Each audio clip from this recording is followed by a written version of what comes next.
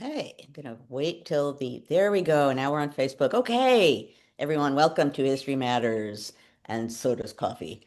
And I'm gonna say it before it goes out of my head. This is the 277th episode. 277. Every time I say the number, when I actually remember it, I'm like, wow, wow, what a number. Anyway, 277th episode. Um, Today we're gonna talk about a president and a scandal and what it can say to us. And it is not going to have anything to do with the Epstein scandal. At least the story I'm telling is not the Epstein story. Let's put it that way. But before I get to that, and all of you folks have been like guessing, and as far as I can tell, no one has guessed correctly, and which will make perfect sense once I get into this. But at any rate, I still, before I plunge into that, turn to my wonderful partner in crime, Annie, who will explain the rules of the game. Well, good morning, everybody. I'm Annie Evans from New American History. I'm delighted, as always, to be with you all on a Friday. If this is your first time joining us, you are in for a treat. Please let us know in the chat so we can properly welcome you. But the way this is going to go is Joanne's going to talk about today's topic for about 30 minutes, and I am going to continue to participate in the chat along with the others. But I will also, in about 30 minutes, come back and look down below in the Q&A to look for your questions about today's topic. So have fun in the chat, but if you have a specific question about today's topic, that goes in the Q&A, and I'll be back in about 30 minutes. And anyone who is here for the first time today, if you will say so in chat, you will get a robust welcome from the History Matters community, which, after 276 previous episodes, is a real community at this point. So let folks know you're here for the first time or the second time, and you'll get a welcome. Okay, scandal. So obviously I do not need, normally I sort of have to say, wonder why I picked the topic this week. Obviously, there's a reason why I picked the topic this week. Although what's most interesting to me about Epstein, is the impact it appears to be having on the party, on Trump supporters, on the public, and whatever. It's dividing people in all kinds of interesting ways. That to me is fascinating. And that led me to think of a scandal. And you guys, in responding to this and talking about what scandal you thought it was, you were making good guesses. More than one person said Gary Hart. That's so modern. Modern. I was not actually, I wasn't looking for something modern. But the first thing that popped into my head was very, very much not modern, but oddly really similar. And that has to do with Andrew Jackson, believe it or not. So, of all the presidents, Andrew Jackson, and the fact that Donald Trump likes Andrew Jackson for any number of reasons, it actually is a scandal that happened during Jackson's presidency that leapt into my mind yesterday when I was thinking about a topic. And as you will hear, has some interesting echoes and says some interesting things about the particularly odd moment that we're at now as far as the Trump presidency is concerned. Now, I'll say at the outset, the much of what I'm getting, quoting it to you as far as some of the specifics, comes from an article.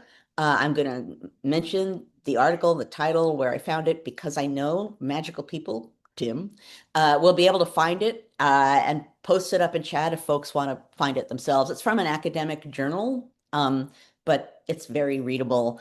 And I want to give this person credit for the research that she did because she really plunged into the detail.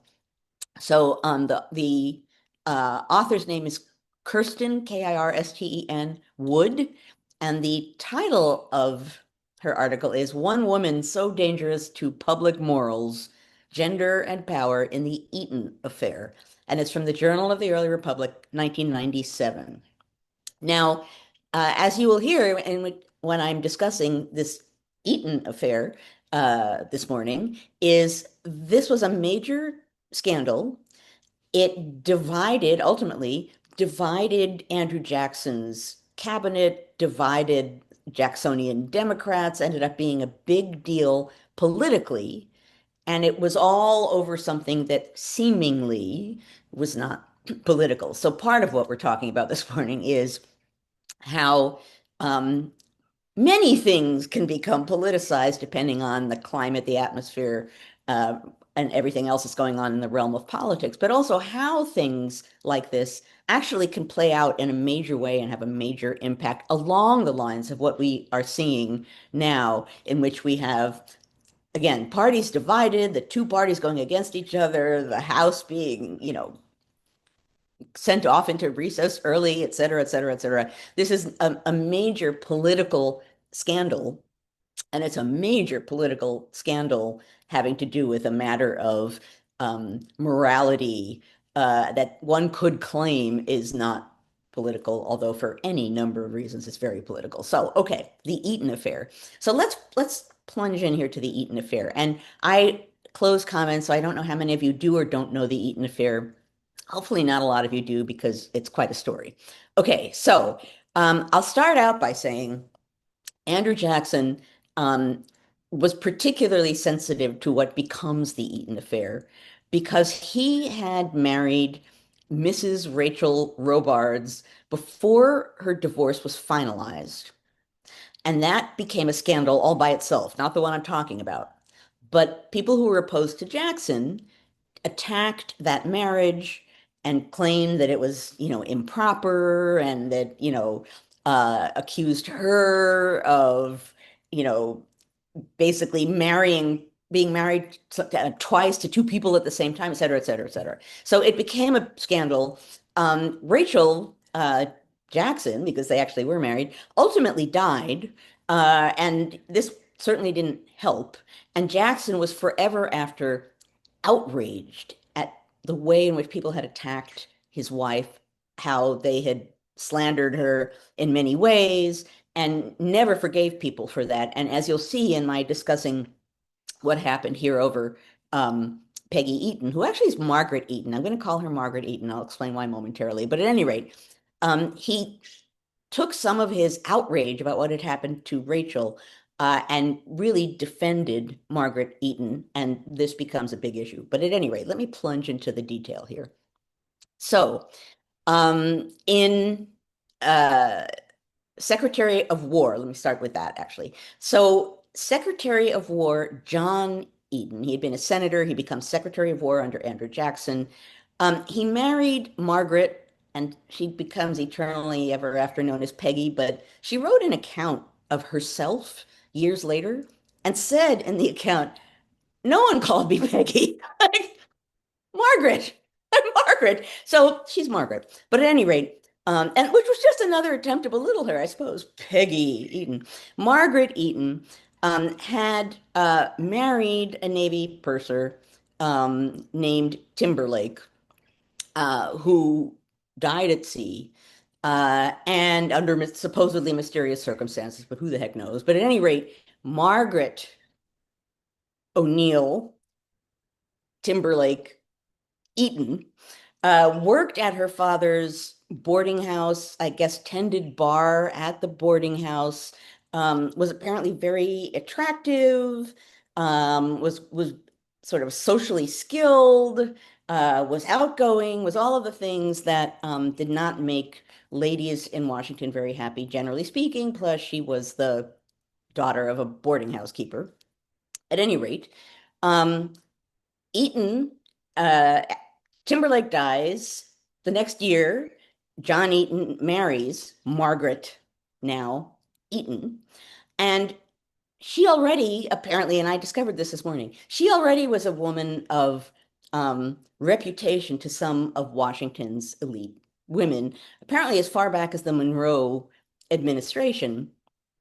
She had been seen as someone who was too frivolous and too flirtatious, and people, elite Washington ladies, were kind of shunning her to begin with. And then Senator Eaton, now Secretary of War Eaton, marries her. So that's scandalous.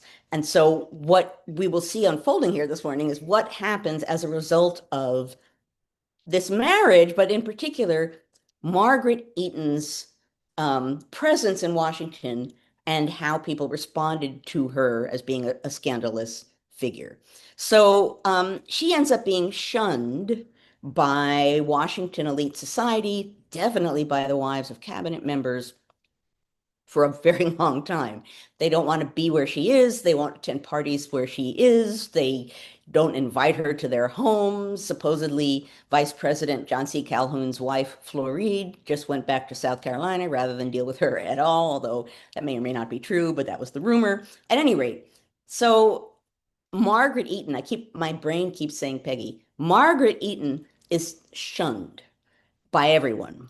And Senator John Eaton, now Secretary of War Eaton, defends her, but more notably, Andrew Jackson, given what I started out by saying about his wife, Rachel, he is outraged on her behalf. He wants to defend her. And so that's his stance is he wants things to be okay for her and he's outraged at the people who are trying to shun her from society. He wants to bring her into society. And not surprisingly, given the way that I'm setting this up, Jackson's allies and supporters ended up taking sides. So what I'm going to unfold here is how Margaret Eaton and people's feelings about her and Andrew Jackson's stance towards her ultimately really helped fracture, in some ways, the Jacksonian Democratic Party, which at this point is new. As I've said in any number of other episodes, political parties, organized political parties, were not yet a thing. Andrew Jackson kind of starts that trend with the Democratic Party, Jacksonian Democrats, which are more networked than past or political organizations had been and really changed the nature of politics. So now we have this brand new party, which is kind of acting party-ish. And then we have this at its heart, which immediately divides it. And people are very concerned about this because it is a new party. They don't want to fracture a new party. They don't want to go after the head of the new party, Andrew Jackson, but what are they going to do about Margaret Eaton and the women of Washington who are shunning Margaret Eaton and the cabinet that's divided over Margaret Eaton? It becomes seemingly sounds trivial, but it becomes a big political deal, as you'll hear as I'm going through what happened here. So basically, people divide over what to do about Margaret Eaton and whether she should or shouldn't be accepted and how people are treating her and who is outraged by it or not outraged by it. In the end, as you'll hear, it has some major political outcomes, implications, not all by itself, but it helps lead to some pretty major problems. Now, I should say, John Eaton boarded at O'Neill's, her father's hotel, which is how they met. They marry in 1829, as I said. It shocked people. Apparently, the wedding was boycotted by some people because heaven forbid that Margaret Eaton gets allowed into society at all. Now, interestingly, Eaton himself really didn't suffer throughout this, right? He's a friend of Andrew Jackson. So attacking Eaton would be kind of attacking Jackson, which on the one hand wouldn't be smart to do with your party leader, and also might not be smart for you to do because you don't want to go up against Jackson, and attacking Eaton might do that. So in the end, Eaton doesn't suffer throughout this. It's really Margaret Eaton who bears the brunt of a lot of what's going on here. So she's avoided. She's avoided at Jackson's inauguration. Andrew Jackson's niece, Emily Donaldson, who's kind of the unofficial hostess of the White House, she takes a strong anti-Eaton stand. She doesn't want to have anything to do with her. She's in a particularly tricky situation regarding this. She's Andrew Jackson's niece. So at any rate, it becomes a divisive issue. So there were men who defended Eaton. Interestingly, a lot of these were men who were either unmarried or bachelors or didn't have particularly close female kin. So Martin Van Buren, he steps up and says, you know, shame on you all, like just be nice to her. What are you doing? He has apparently a firm talking to with Jackson's niece, Emily Donaldson, telling her, you know, this is a shameful thing you're doing to this woman. You should be kind to her, et cetera, et cetera. So this ultimately at its core is about a woman who seemed beneath notice for some Washington elite. And so they were avoiding her. And you can see step by step others involving themselves in this until it is becoming more and more of an important political matter. So In 1831, John C. Calhoun, who is the vice president, he ends up in trouble because of this, complains, and these are his words. He says, people being put into Jackson's cabinet, they are, quote, most disgracefully purchased by subserviency to Mrs. Eaton. Now, that may not in and of itself be true, but now we have Calhoun basically saying people in the cabinet in one way or another, if they like Eaton, they're more likely to get a cabinet position, right? Seemingly trivial about women, seemingly not political, and it's brewing its way into political centers. Now, it's important to note at this point that Calhoun, who is the vice president, Jackson's vice president, at least for a while, um, he had differences with Jackson at this point that went beyond Margaret Eaton. He was, and actually, it has to do with a tariff. I'm telling you, when I decided on Peggy Eaton, Margaret Eaton, and started thinking about it this morning, I thought, huh, an interesting comparison. So, John C. Calhoun, there was a tariff passed in 1828.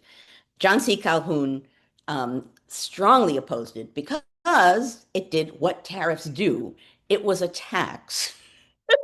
It was a tax on imported manufactured goods. And what it did was thus, to Calhoun, benefit the manufacturing North, but didn't really help the South in any way. So Calhoun is opposed to it. It seems to favor the North. It seems to be helping the North. It's a tax that he didn't like, and he believed it to be an abuse of federal power. This brings on what comes to be known as the nullification crisis, in which Calhoun argues that states should have the right to declare federal laws null and void if it believes that they are unconstitutional. So this becomes a big issue. And this is happening at the same time as we're seeing the unraveling of the Margaret Eaton affair.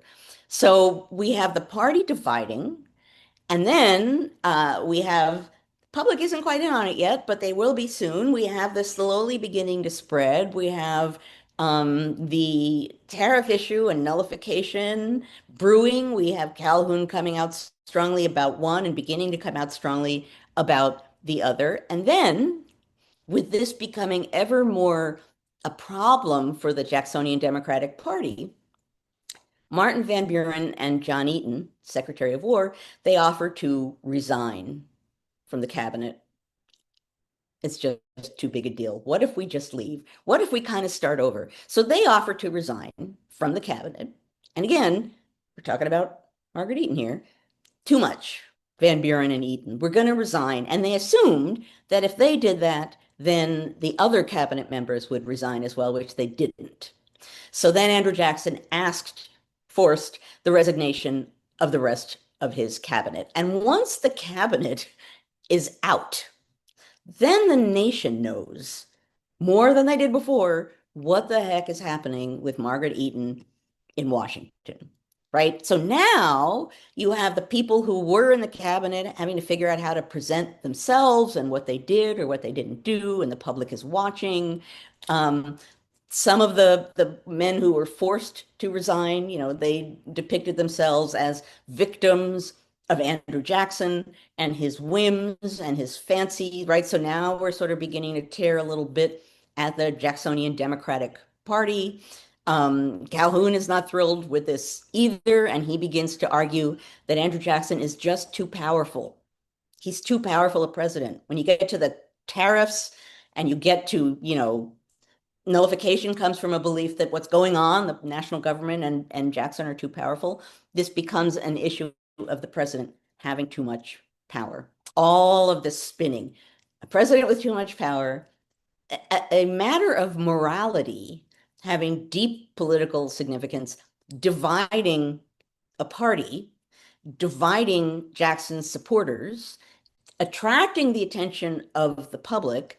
Newspapers begin to talk about, and it's Peggy Eaton in the newspapers. Newspapers begin to talk about Peggy Eaton and what it means, and the morality of Jackson and the morality of the party, and who is moral and who isn't moral, and what does it mean. And of course, real opponents, political opponents of Jackson are having a heyday with this because they're saying, look, like this guy, he's a duelist and he's supporting this woman. What kind of morals must this man have, right? It becomes great fodder for people who do not like Andrew Jackson. Jackson turns against Calhoun and says, this man, he's just too ambitious. He's opposing me because he's just too ambitious. So, what sounds as though it should be very trivial really isn't. It's a matter of morality that becomes highly political and is dividing a party. Insiders shaping what the president himself thinks and affecting what the nation thinks, supporters and opponents of Jackson and the Jacksonian Democrats. Ultimately, Calhoun resigned the vice presidency. Um, and partly because, and so it isn't as though he just sort of in a fit of dudgeon said, you know what, I'm out. He obviously is not getting along with Andrew Jackson at this point. He does not agree with some of what Andrew Jackson is doing. He's now beginning to attack him as being a man of too much power. He leaves the vice presidency. He goes to the Senate. Clearly, Calhoun is a guy who has presidential ambitions in some way, and being a senator based on where things were at this moment, probably going to serve him better than staying as a disliked vice president. So he resigns the vice presidency. Again, notable for the public. Oh, wait, the vice president has resigned to go to the Senate, better for his presidential ambitions, better for whatever policy agenda he may have that does not agree with Andrew Jackson. So the cabinet resigns, the vice president resigns, and again, not only because of Margaret Eaton, but that's a big part of what's playing here, is that the Eaton affair is highlighting and deepening rifts and divisions within that single party and distracting, on the one hand, everything, and on the other hand, by taking over the public conversation, really having an enormous national impact on politics and particularly on that party and potentially on Andrew Jackson. So, to me, among the interesting things that the Eaton affair has to say to us at this particular moment, a number of things. Number one, it certainly is not a reminder, but perhaps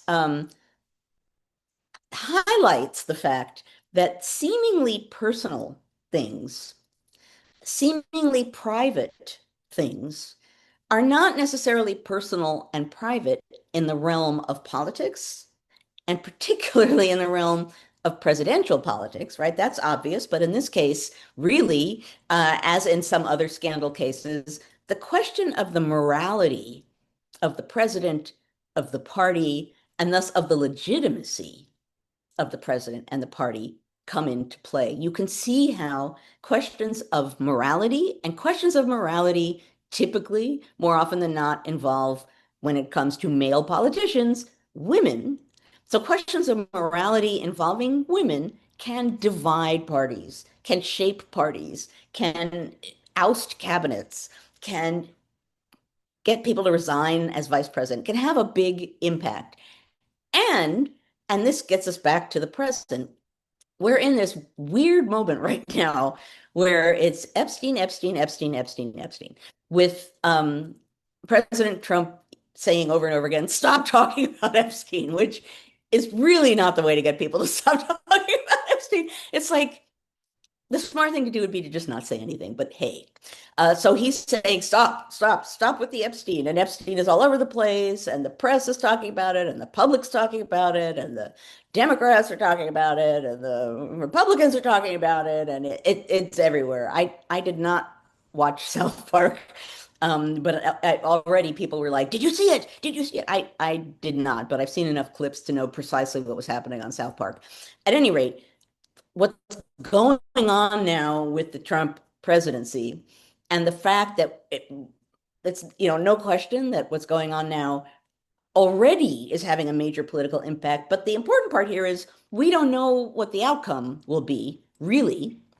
That's important to consider too, is that these personal matters that have a lot to do with morality, particularly when they become public, mixed in with political issues that also, for many people, are questionable and that people dislike already. So there are political issues like tariffs that people don't like. And then you have seeming moral lapses that get sort of brought right into the middle of it and becomes one big bombshell. And it's unclear where those bombs will end up exploding, right? We're at a moment, so many moments. I'll use the word because I use it so much here on History Matters, contingency, right? We can, and maybe I'll stop talking in a moment or two, talk about what we think will happen. But the fact of the matter is, as with so many things in the recent years, this is a moment of extreme contingency where we really just don't know ultimately what's going to happen at any given moment.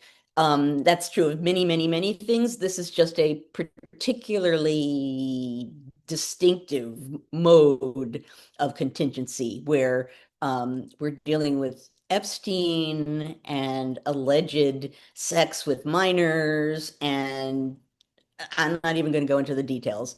We're dealing with highly problematic things here that are going to have some kind of a political impact, and we're watching it unravel. We don't know where it's going to land. But what does matter in the end is the way that things like this, which may seem on a political level trivial, not on a level of, sex with minors is not trivial. But in the realm of politics, does it have to have this big an impact? Perhaps it might not. Right now it is.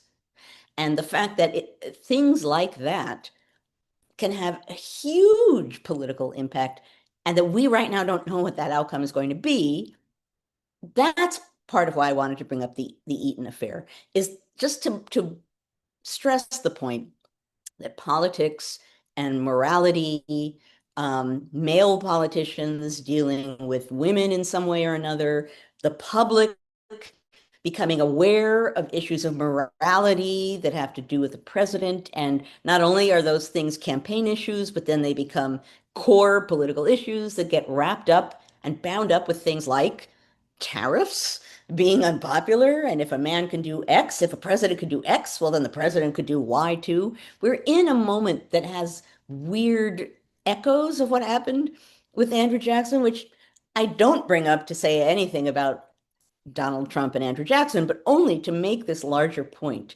that whatever is going on now, I think we've all are at the point where it's obviously not trivial as far as how it's playing out politically, but that there's a long history, this kind of general matter having to do with morality and women becoming profoundly, profoundly political and having outcomes that would not have been foreseen at the beginning of the scandal, but that afterwards say a lot about the party, about the nation, about how the American people feel about the party, the leader, and the nation, and that is pretty much precisely where we are right now. So Peggy Eaton, Margaret Eaton, the Eaton affair. Uh, how could I not? I was on the train yesterday coming back from Washington, thinking about what I wanted to talk about, and instantly thought, Margaret Eaton, like that's right where we are. At any rate, I will stop. I see people saying mug, mug, mug. Okay, so for those of you um, who have not been here before, um, for now 277 weeks, I have a mug that relates in some way to the topic that's being talked about. Um, and this one will not be, I don't have to explain how this one does or doesn't relate. It's Oh, perfect. women in US history. Women in political history, particularly, would be even more fitting. But at any rate, that is today's highly appropriate mug. This did not take me a long time to pull off the shelf. Women having a central place, not always being accorded that place, and the simple fact that she was dismissed as Peggy Eaton when she herself said, I'm Margaret. That actually outraged me this morning. I was like, because it's known as, the Eaton affair or Peggy Eaton. That's like yet another attempt. One of the interesting things about this whole affair, in every sense of the word, is that uh, it ends up having more to do. People use it as a way to smack at women, right? Like women being gossips, women like exercising their prim morality when they shouldn't, women being, too extreme and going after men, whatever. It ends up being an attack on women. And Peggy is yet another way to kind of smack at women when, in the end, that's not really the core of the problem. It's not Margaret Eaton, but it's everything that happens around her. Yeah, Okay. we've had a request for you to hold the mug up one more Oh, time. okay. Sorry. Um, Go women, too fast, then Carol Lee can't get her mug shot. No oh, pun her intended, but I bet it mugshot. is. Okay. And she didn't see it. Okay. All right, we're going to dig into some questions. We're going to start off with our good friend Pax up there in DC. Pax asks, oh, that's more of a Claire question. Oh, goodness. And actually, a lot of people have been asking this. I guess last week's episode did not get posted. So people Oh, were asking how they could see it if they missed it. So sorry about that. Pax, I will let Claire answer that in the after party. But Francesca wants to know, did Margaret ever get accepted into society? um, not fully. No. There were already people, I mean, there were Jackson supporter folk, because he was really defending her honor and her reputation, partly inspired by the way that Rachel had been treated, who all along, like Martin Van Buren, who were accepting of her. But the women in Washington who refused to deal with her did not suddenly decide to deal with her after all of this. So I think she still remained something of an outcast. I did not have time this morning. I think in 1872 or 1873, she wrote an account of herself and what happened, which would be fascinating to find. If I had had an extra hour this morning while I was thinking about this, I would have gone and found it myself. But those of you who are interested, that is where I would go. I think it gets published in a newspaper. So those of you who have access to newspaper databases, that would be fascinating to see. And to see what she has to say. That actually would be, in a sense, the most important part of my story. And what I'm telling this morning would be what she thinks about it. And in later years, looking back, how she evaluated what happened. Yeah, good question, Francesca. And we hope that second cake turns out well for you. Okay, Laura Miner asks, do we need to consider the difference between morality and crime? Mm, Hmm. that's a good question. Um, I mean, I would say many people assume there's a connection between morality and crime, right? That if you're immoral, then you're not going to have a problem being criminal. So people would draw that link. I mean, interestingly, crime in the rhetoric and angst being tossed around about Margaret Eaton, people, I mean, they were talking about, you know, Rachel potentially being married to two people at the same time, but they weren't really talking about crime per se. They were talking about morality as, an issue of properness, and that and actually related, and something that continues throughout time, the idea that leaders, particularly presidential leaders, should have the right kind of morality to be leaders, and that if they don't, then perhaps they don't deserve to be leaders. And Andrew Jackson faced that kind of attack. That was major fodder, even above and beyond Margaret Eaton, against him when he was running for president. And his reputation as a duelist, and it was a well-earned reputation. He was a duelist, a frequent duelist. The folks against him used that. So that was a crime, but it was more often than not dealt with as a moral lapse, that he was engaging in this, practice, this horrible practice of dueling. It's irreligious, it's not Christian, it's not moral, it's not proper, and it's criminal. And do we want that guy to be president of the United States? If, again, if you had a newspaper database and could go back in time and look at some of the campaign fodder when he's running for office, you'll see all kinds of mention. I think there's even like a an image of coffins representing the people who Jackson had killed in duels. Like, really? This is the guy you want as president? And apparently the answer was yes. But people raised that issue for sure. So morality and crime, um, certainly are linked. And dueling is something that links that in a really interesting kind of a way. But I think those two things, in a sense, were linked together. But morality was what was getting the real play because that probably felt like an all-encompassing thing having to do with humanity and propriety and leadership qualities, et cetera, to a degree that would have felt maybe more all-encompassing than another kind of problem, and particularly given, and I didn't go into the details of this, but the Kristen Wood article that I was using this morning when I was getting the details about this, she goes on at great length about how this becomes an issue about women and the power that women had in politics, and people begin attacking the elite women of Washington because they have too much power. Who are they? Who do they think they are? Why do they have that kind of power?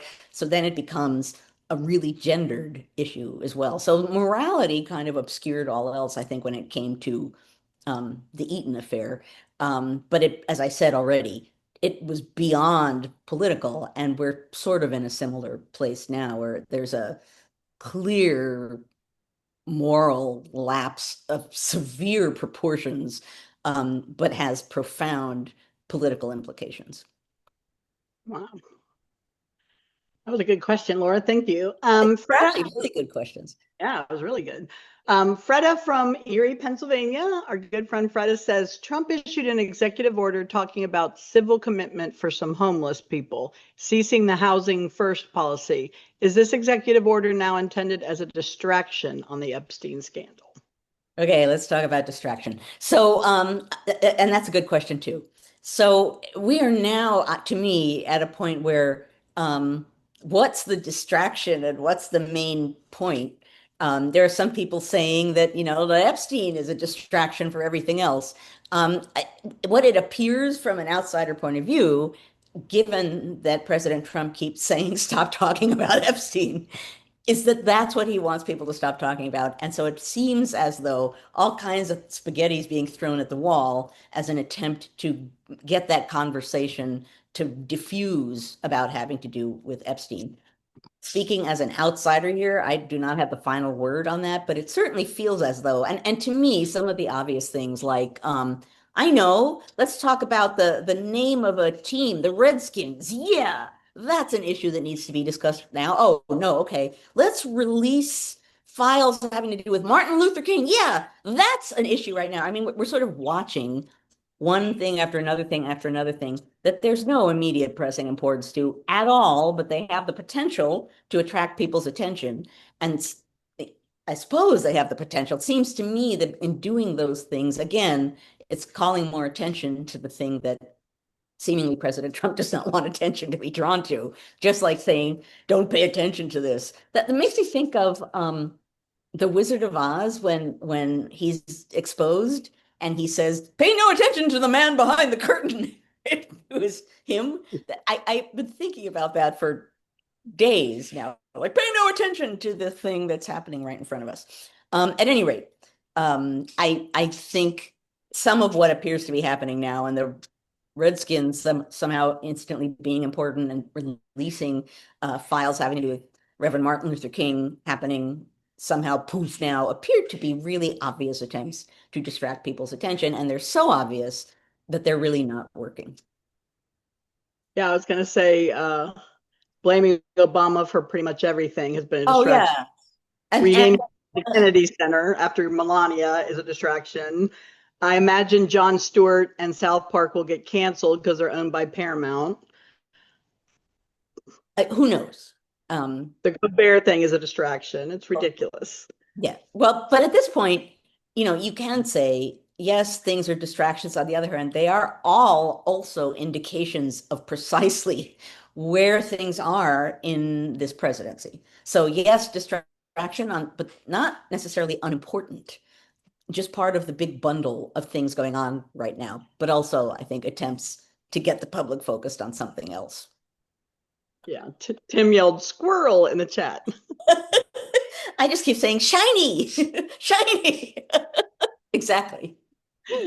Okay, not Pax, Tim Johnson, our favorite library media specialist, And resident Linkmeister says, given current impacts of religion on politics, did religious leaders speak out during the Eaton affair? And if so, did it have any impact? Oh, interesting. Um, I mean, in my rummaging around this morning, I did not explicitly come across religious leaders saying harumph, harumph, harumph, like morality. I would be surprised if they didn't, right? I mean, because religious leaders, for example, they had lots to say about dueling. So that whenever dueling came up, religious leaders would step forward and say it was unchristian, that a good Christian does not fight duels, I would assume. And I didn't read the Wood article closely enough to see even if she talks about that in there. I would be surprised if the answer to that was no. I would think anyone who saw this whole thing unfolding with Eaton, who could get in on it to take advantage of it to make their point, would, because it was the kind of issue that seized public attention, that was there for a while, that had everybody talking about it, and people had strong feelings about it. They were dividing over it. It was a national political matter. If you had an agenda you were trying to push and you could link it in with that, why would you not step forward and try to do that? So I would assume that the answer to that is yes, but I can't offer you actual concrete examples. Yeah. This has never happened. We are out of questions at only 10:44. This has literally never happened I haven't been the co-host for 277 episodes, but I don't think Matt or Grace or Jessica or anyone else has ever run out of Oh, questions. Linda has one Thank you, now, Dale. though. Dale just put one in. Gail, okay, and Linda says she has one, so good. Okay. That has Okay. never Oh happened. I don't know gosh. why. What? Yeah, Is it broken? I Okay. know. Our good friend Dale from Williamsburg, Virginia says, did the Eaton affair carry over into subsequent elections? Oh, interesting. Well, certainly the sort of repercussions of it. So Calhoun resigns as vice president and goes to the Senate. Martin Van Buren becomes the vice president, which then puts him more in line for the presidency. So certainly, as far as the political tail that was attached to that affair, yeah, it definitely did. How long that Margaret Eaton and the Eaton affair actually sort of continued to attach itself in a sort of name brand way beyond that, I actually don't know the answer to that. And that would be so, if I had a undergraduate seminar meeting right now, something you could tell them to do would be to go to these newspaper databases and punch in Eaton and Mrs. Eaton and see, how long is Mrs. Eaton, or I suppose you would have to say Peggy Eaton or whatever you assume people would have said, the words they would have used. And this is always the thing when you're using newspaper databases is you have to think like someone writing in 1830 would have thought as far as what words they would use, but you could very easily track and see. The fact that she felt the need to explain herself in like 1872 or 1873 is suggestive, but I don't know what went into her decision to do that. So certainly, and the fact that, that it became known as the Petticoat War, which again was a way of smacking at the fact that this is all about women and their silly morality. But I would assume that, given the fact that she steps forward, unless she's looking for, hey, I want to be famous again, I would think it lingers on, and that ultimately she felt the need to come forward and say something. Yeah. All right. Our friend Linda down in Florida asks, she says that Lance Rosen did a write-up about the Epstein situation.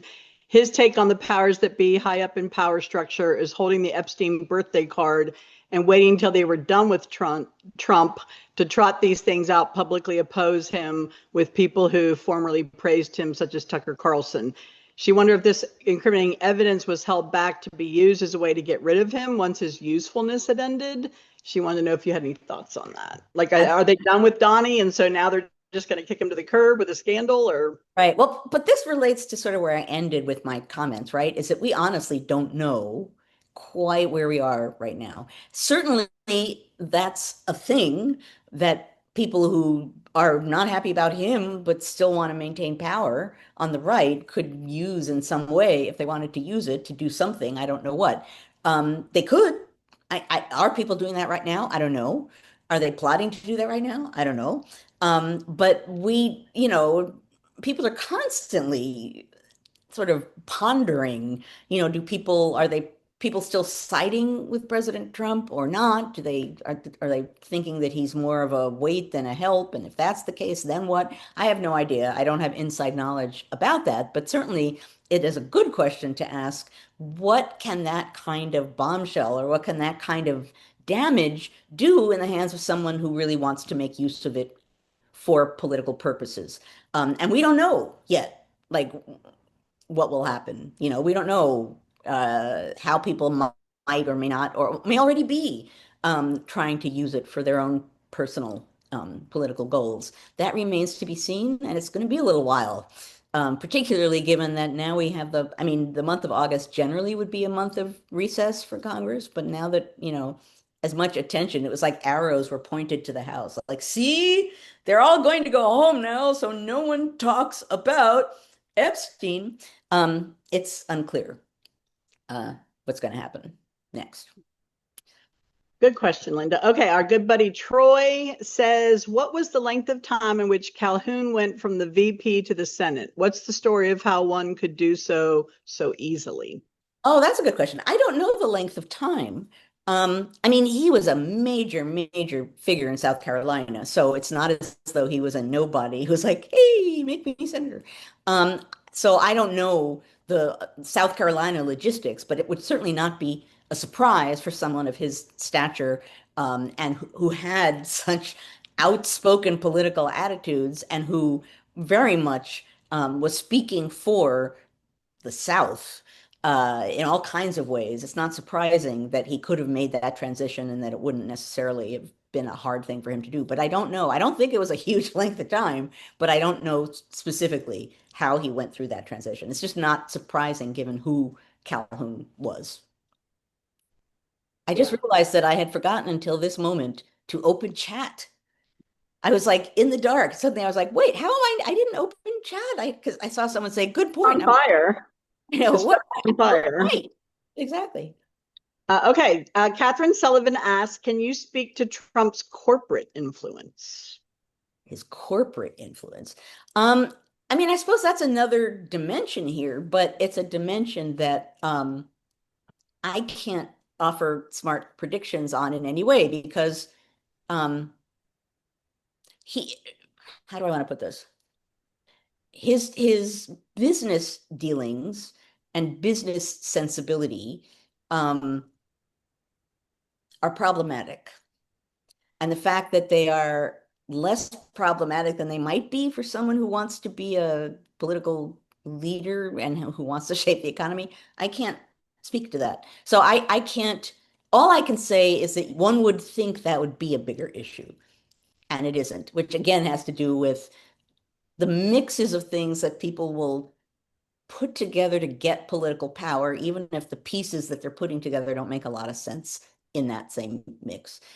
I mean, in the end, obviously, it's about power, getting power, keeping power away from other people. And whatever it takes to do that in politics is what people will do. Morality is really useful because you have a sort of visceral response to questions of morality, but that could be a good thing or a bad thing because you can't always predict how that's going to play out.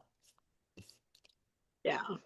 Daniel, our good buddy Daniel Bromovich asks, assuming the Epstein list is out there, why doesn't someone such as Elon just leak it? I'm waiting to see what happens on that realm. I have no idea. Was the question a moment ago about corporate media? Just corporate. It didn't Oh, specify. okay. It didn't say media because I just saw in chat people are talking about corporate media. Well, they were saying the merger with Paramount went through Oh, literally yes. 2 days after Colbert was Right, right, missed. right. No, well, yeah. Yeah. Did anyone, there was a cartoon, I think a New Yorker cartoon, that showed miners in a mine shaft, and one of them is holding a bird cage, and it has a canary on the bottom, on its back, flapping, and one of the miners is saying, Colbert, Colbert. I didn't see that one, but I did see the one where it had SCOTUS and all the justices were Donald Trump, except for the last few remaining that weren't appointed by Republicans. So it was just the women, basic, or not Comey Barrett, but Yeah, that was pretty interesting too. And then, of course, someone earlier mentioned, someone said, I released the Epstein file and it said Epstein's mother and had all the Welcome Back Kotter kids listed. That was a pretty good one. Wow, although Uh, that's of a certain age. You have to be of a yeah, certain yeah, yeah. that If Sydney's with us today, I'll explain that one to you later, Sydney. But a number of you, Miriam saw that cartoon and Pax saw that cartoon. Because I mean, if I'm laughing at a cartoon that shows a bird in stress, Yeah, yeah, gotta know that I thought it was funny. yeah. Okay, Freda Oh, asks, Claire didn't get it either. oh, okay, Claire, After we'll party. explain to you in the after After party. party. Okay. Okay, Freda asks, the January 6th shaman has just come out with scorching criticism of Trump. Wait, what just came out with scorching criticism of Trump? The January 6th shaman that had the moose, the Oh, Viking, right. I saw that.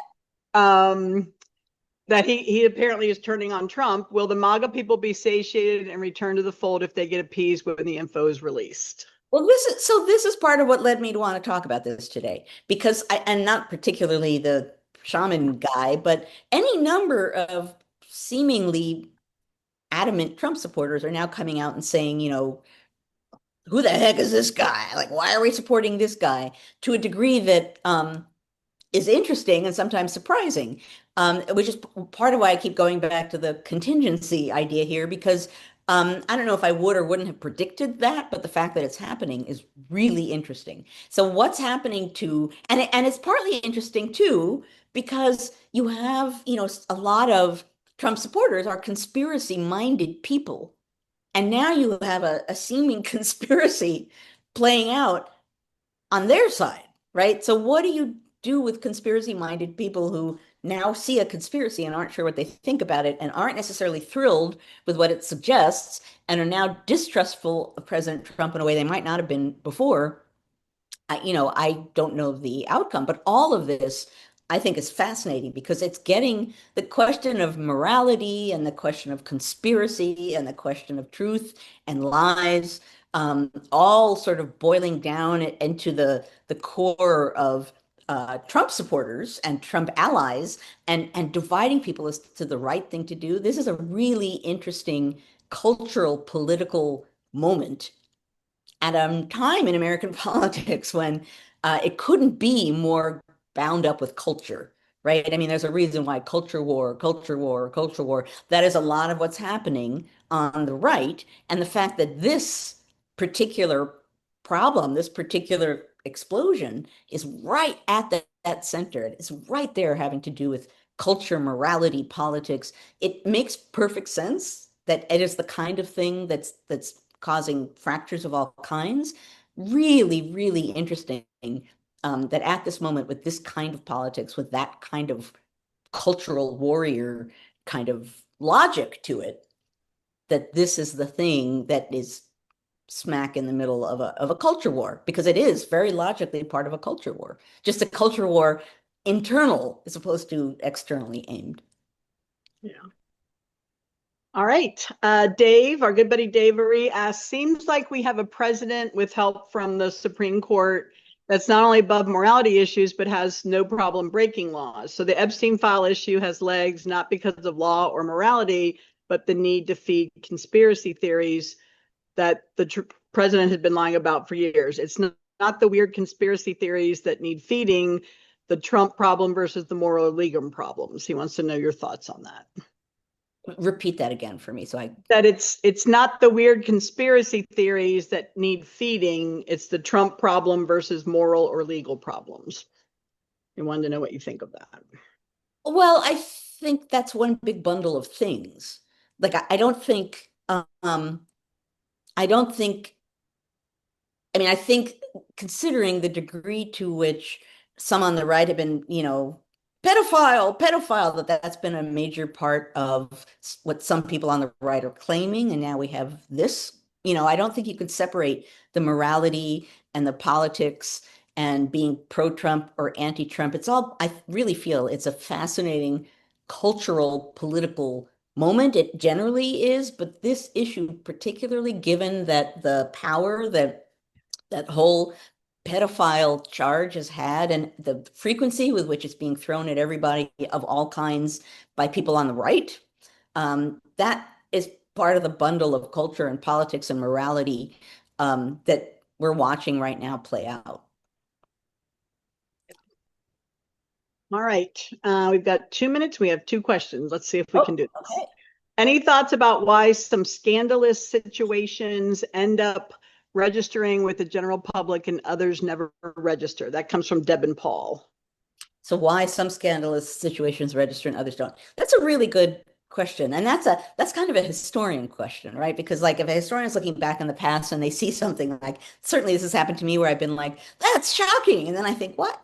Why did nobody pay attention to that thing? Or they really paid attention to this other thing, which didn't necessarily need to be paid attention to that degree. And in some ways, it's a matter of chance as to what bundles of things are there at the same time. In some ways, it has to do with the strategy of the people who are trying to get something spoken about or not spoken about. But more than anything else, I think if you're looking into the past as a historian and looking at things that did or didn't play, that's evidence of the sort of climate in that moment. So to me as a historian, I almost would be looking at it in reverse. I would say, wow, like if I were 50 years in the future, if I look back to now and I say, wow, this Epstein thing was a big deal. Why was it such a big deal? And then I would be looking at, oh, because, maybe conspiracy and culture wars and pedophiles being like this big charge thrown out against Democrats and again and again and again, and more and more, and the oligarchs and everything else. You could make a bundle. You could write a whole article about why it makes perfect sense that at this moment, the Epstein matter is taking off in the way that it is, and it has something to do with the politics and culture of this very specific moment in American history. Yeah. Okay, now we've got more than two questions and it's 11 o'clock, so it's up to you. Well, I want to say one thing too. Jen says, why wasn't it a big deal in 2016 when most of this was known? And that's precisely my point, is that it has to do with the mix of things that make something a big deal. And it isn't just the fact that it's out there and is bad, but it's the other things around it that cast a spotlight on it in a way that grabs hold of people within a party, outside of a party, in the public. That's the stuff that as a historian you try and find the threads and weave them together so that you understand the logic. And particularly in a case like this that does have to do with kind of a visceral response to something, why it plays out in one way versus another. Okay, let's do another question. Okay, Miranda has a good one. Miranda, our friend from Illinois. Will Trump's presidential immunity case perhaps come back to bite him in the behind with the Obama treason talk? So if he's saying he has presidential immunity, go ahead, try and go after Obama. He has presidential immunity too. You can't have it both ways. I have no idea how that will play out, but it has certainly been something that I've been musing about.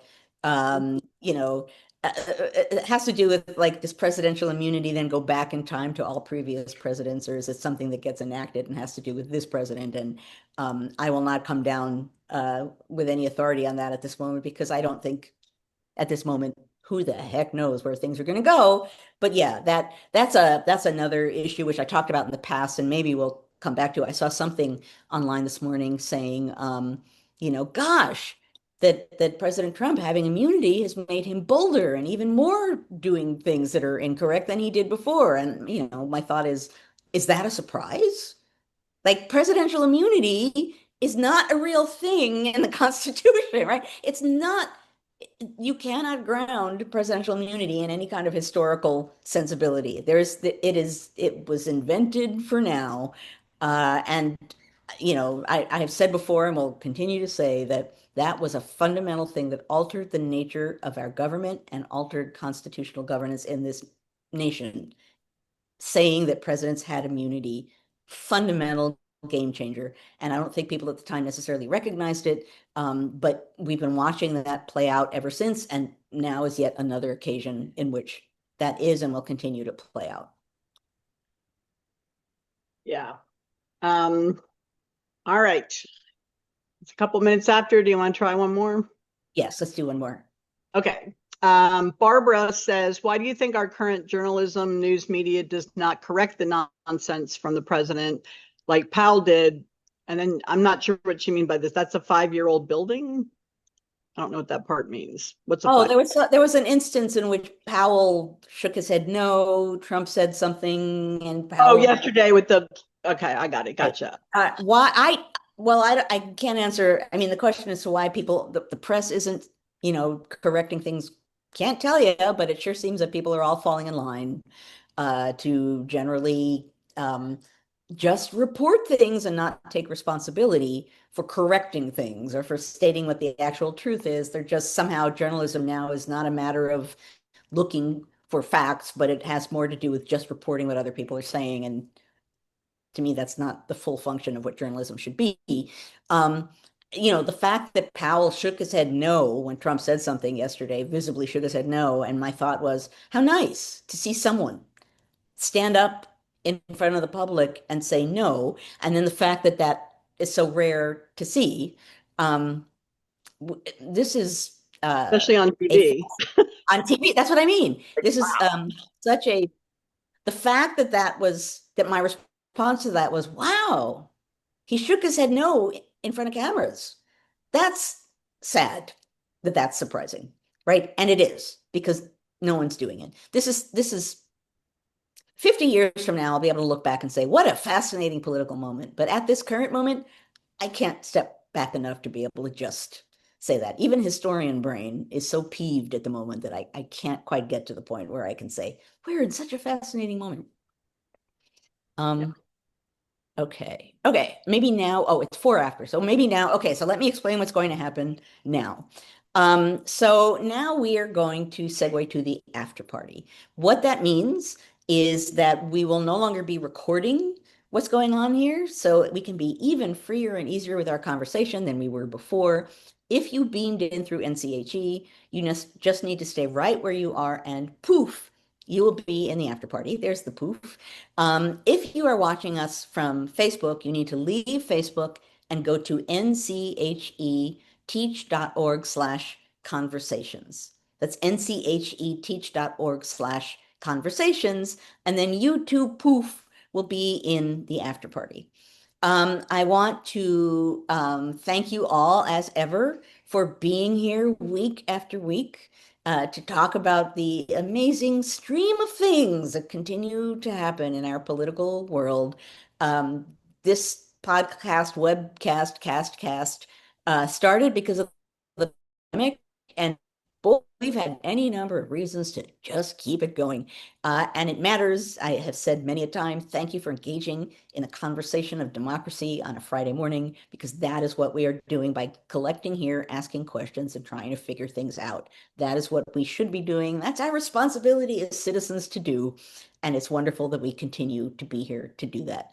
Thank you to NCHE. Thank you to Annie and Zabo the Avocado Claire and Jessica and John for week after week making this possible. I know we're still going. I'm still like ending it before we end. So no, I think we're still recording because we're not done. People are like, wait, we're still recording. We're not We're waiting. Okay, Facebook's still on and we're done. still. We're still going. Thank you to everybody for being here. And now we can segue to the after party.